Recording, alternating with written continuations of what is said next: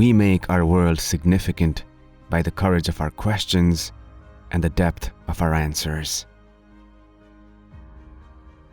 It is far better to grasp the universe as it really is than to persist in delusion, however satisfying and reassuring. Imagination will often carry us to worlds that never were, but without it, we go nowhere. We are like butterflies who flutter for a day and think it is forever. I don't want to believe, I want to know. Who is more humble? The scientist who looks at the universe with an open mind and accepts whatever the universe has to teach us, or somebody who says everything in this book must be considered the literal truth and never mind the fallibility of all the human beings involved? Extraordinary claims require extraordinary evidence. Extinction is the rule, survival is the exception. The universe is not required to be in perfect harmony with human ambition. Skeptical scrutiny is the means, in both science and religion, by which deep thoughts can be winnowed from deep nonsense. If we long to believe that the stars rise and set for us, that we are the reason there is a universe, does science do us a disservice in deflating our conceits? Science is not only compatible with spirituality, it is a profound source of spirituality. The universe seems neither benign nor hostile, merely indifferent. When you make the finding yourself, even if you're the last person on earth to see the light, you'll never forget it. The brain is like a muscle. When it is in use, we feel very good. Understanding is joyous. It pays to keep an open mind, but not so open, your brains fall out. If it can be destroyed by the truth, it deserves to be destroyed by the truth. Absence of evidence is not evidence of absence. I am often amazed at how much more capability and enthusiasm for science there is among elementary school youngsters than among college students. If you wish to make an apple pie from scratch, you must first invent the universe. There are naive questions, tedious questions, ill-phrased questions, questions put after inadequate self-criticism. But every question is a cry to understand the world. There is no such thing as a dumb question. But I try not to think with my gut. If I'm serious about understanding the world, thinking with anything besides my brain, as tempting as that might be, is likely to get me into trouble. Our species needs and deserves a citizenry with minds wide awake and a basic understanding of how the world works. We are a way for the cosmos to know itself. For small creatures such as we, the vastness is bearable only through love. A religion old or new that stressed the magnificence of the universe as revealed by modern science might be able to draw forth reserves of reverence and awe hardly tapped by the conventional faiths. Sooner or later, such a religion will emerge. Advances in medicine and agriculture have saved vastly more lives than have been lost in all the wars in history. Science is a way to not fool ourselves.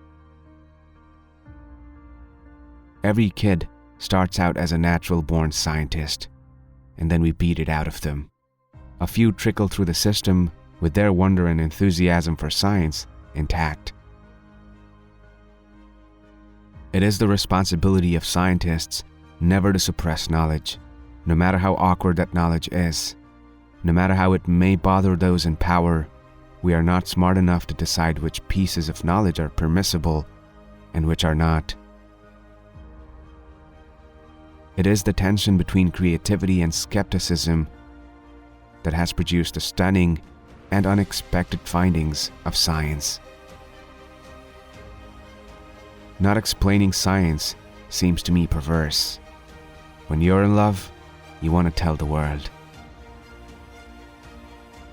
Skepticism enables us to distinguish fancy from fact, to test our speculations. Our obligation to survive and flourish is owed not just to ourselves, but also to the cosmos, ancient and vast, from which we spring.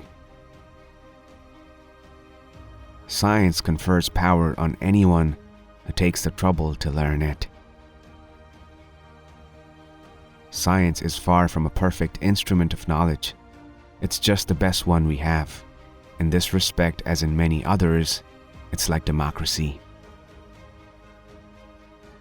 The cosmos is all that is, or ever was, or ever will be. Science is a way of thinking much more than it is a body of knowledge. The method of science is tried and true. It is not perfect, it's just the best we have. And to abandon it with its skeptical protocols is the pathway to a dark age. I believe that in every person is a kind of circuit which resonates to intellectual discovery, and the idea is to make that resonance work.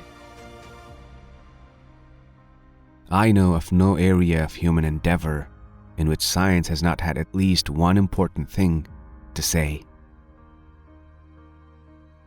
If the greenhouse effect is a blanket in which we wrap ourselves to keep warm, nuclear winter kicks the blanket off.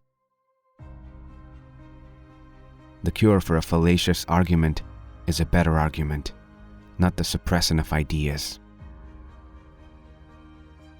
The size and age of the cosmos are beyond ordinary human understanding. Lost somewhere between immensity and eternity is our tiny planetary home. There are many hypotheses in science which are wrong. That's perfectly all right. They're the aperture to find out what's right. Science is a self-correcting process. To be accepted, new ideas must survive the most rigorous standards of evidence and scrutiny. While our behavior is still significantly controlled by our genetic inheritance, we have, through our brains, a much richer opportunity to blaze new behavioral and cultural pathways on short timescales. Who are we? We find that we live on an insignificant planet of humdrum star lost between two spiral arms in the outskirts of a galaxy, tucked away in some forgotten corner of a universe in which there are far more galaxies than people. Who is running the science and technology in a democracy if the people don't know anything about it? There is much about which even experts are ignorant. This will probably always be the case. Global nuclear war could have a major impact on climate, manifested by significant surface darkening over many weeks, sub-freezing land temperatures persisting for up to several months, large perturbations in global circulation patterns, and dramatic changes in local weather and precipitation rates, a harsh nuclear winter in any season. The beauty of a living thing is not the atoms that go into it, but the way those atoms are put together. The world is so exquisite with so much love and moral depth that there is no reason to deceive ourselves with pretty stories for which there is little good evidence. Far better, it seems to me, in our vulnerability is to look death in the eye and to be grateful every day for the brief but magnificent opportunity that life provides.